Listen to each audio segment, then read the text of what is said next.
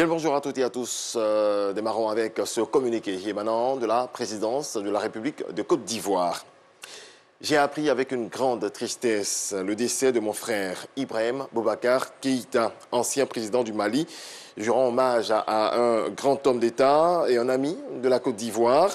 Je présente mes condoléances les plus émues à son épouse, amie, à ses enfants, à sa famille ainsi qu'au peuple malien. Que son âme repose en paix, signé Alassane Ouattara, président de la République de Côte d'Ivoire. Qui était Ibrahim Boubacar Keïta, le président malien? Retour sur son parcours avec Abou Sanogo. Ibrahim Boubacar Keïta, Ibeka, qui se réclamait de la gauche, a connu une ascension fulgurante sous Alpha Oumar Konaré, premier président de l'ère démocratique du Mali de 1992 à 2002. Il a notamment été premier ministre de 1994 à 2000. Prétendant malheureux à l'élection présidentielle de 2002, il tient sa revanche en accédant au palais de Koulouba, le siège de la présidence malienne en 2013. En septembre 2018, le président réélu du Mali, Ibeka, prête serment à Bamako pour un second mandat à la tête d'un pays en proie aux attaques djihadistes. Le coup d'État qu'il a renversé en août 2020 a été suivi d'un deuxième en 2021. La junte conduite par le colonel Assimi Goïta a annoncé son intention de diriger le pays pendant plusieurs années, alors qu'elle s'était engagée auparavant à organiser le 27 février des élections présidentielles et législatives afin de permettre le retour des civils au pouvoir. À 76 ans, l'ancien président malien vivait reclus à son domicile de Sébénikoro et ne menait plus de vie publique depuis qu'il a été renversé. Il avait connu une grave alerte médicale peu de temps après et avait été évacué vers Abu Dhabi en septembre de la même année. Ibeka, Ibrahim Boubacar Keïta, qui a dirigé le Mali entre 2013 et 2020, est décédé ce dimanche à son domicile. La cause de son décès n'a pas été précisée. Du football CAN 2021, la Côte d'Ivoire aux portes de la victoire cède face à la Sierra Leone dans les toutes dernières secondes de la rencontre. Dans ce deuxième match de poule, les Ivoiriens ont coupé la poire en deux avec la Sierra Leone. 2 buts partout, score final. Arsène Kouassi, Patrick Dadier. Après son succès étriqué contre la Guinée équatoriale, la Côte d'Ivoire a cœur de surfer sur cette dynamique. Face à la Sierra Leone, les éléphants réalisent une meilleure entame et obtiennent un pénalty. Franck Kessié se propose et perd son duel face au gardien sierra-léonais. Dans la foulée, Franck Kessié est tout proche de se racheter, mais ne parvient pas à cadrer. Échéance retardée. La domination des éléphants se concrétise à la 25e minute avec l'ouverture du score signé Sébastien Haller. Sans être souverains dans le jeu, les Sierra-Léonais parviennent aussi à se créer quelques opportunités, mais la tentative de Mohamed Bouya est repoussée par Sangaré Ali. 1-0, c'est le score à la pause. À la reprise, les hommes de Patrice Baumel repartent sur le même fondement, mais peinent à se montrer efficaces à l'image de la tentative de Nicolas Pépé. Un manque d'efficacité qui sonne le réveil des Sierra-Léonais.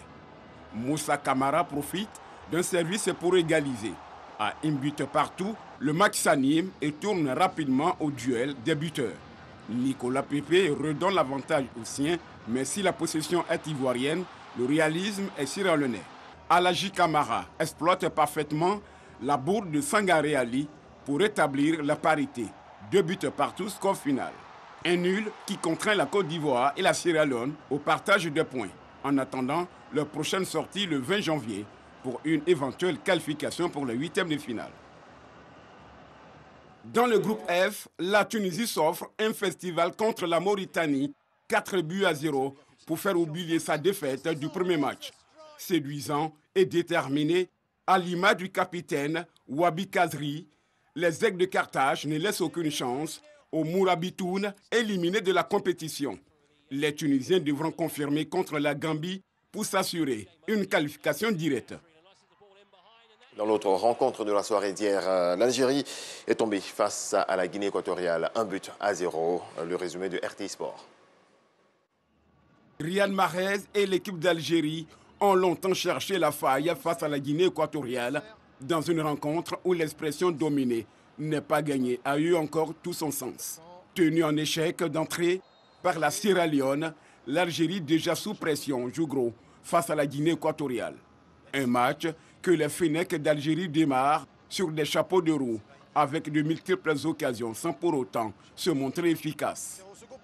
Comme c'est le cas avec Bagdad Bounedja. Conscients de la menace, les joueurs de Nzaland National tentent d'apporter la réplique, mais Pablo Gane échoue face au portier algérien. Décomplexés, les joueurs équato-guinéens s'illustrent à nouveau. Mais la tentative d'Ivan Salvador frôle le cadre. 0-0 à la mi-temps. En seconde période, les champions d'Afrique font siège du camp de la Guinée équatoriale. À force de pousser, ils s'exposent contre des équato-guinéens. Esteban Oresco profite d'un corner pour permettre à la Guinée équatoriale d'ouvrir la marque. Malgré la bonne volonté des Fennecs d'Algérie de refaire son retard, le score n'évoluera plus. 1-0, score final. La dernière défaite des Fennecs remonte à 2018. La Guinée équatoriale réalise une belle opération et décroche la deuxième place avec 3 points, juste derrière la Côte d'Ivoire dans le groupe E.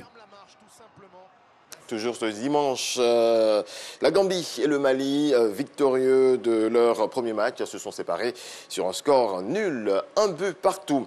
Troisième journée de la phase de poule aujourd'hui. 2 rencontres à suivre, Burkina Faso, Éthiopie, Cap-Vert, Cameroun. Des rencontres qui vont se dérouler à 16 h, temps universel. Point final, excellente journée à toutes et à tous. On se retrouve